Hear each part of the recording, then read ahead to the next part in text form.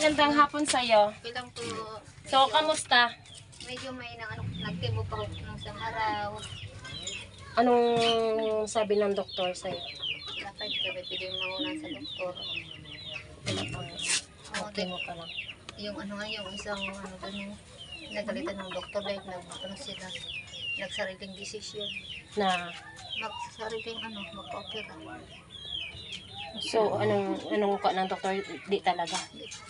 Atin daw na mag-ano siya, Kaya pinalitan ng gamot kasi kaya kinangibong ko, medyo naglagas-lagas na ito. Ay, nag-ano na, kulit siya nun. Pero Naglalagas na yung buhok mo? Ito na siya. Para sa sa chemo?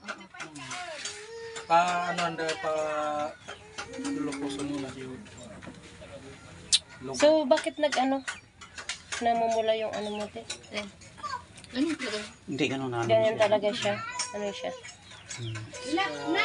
Sugat na. So ayan guys, mayroong nagpaabot kay Nanay Annabel na kaunting tulong na nagmula kay kay Madam Alyamer. So hindi na niya po pinapabanggit yung pinabibigay niya kasi syempre para sa kanyang pagiging safe sa kanyang kinalalagyan. So ayan po. Thank you so much sa iyo Ma'am Alyamer. Ayan.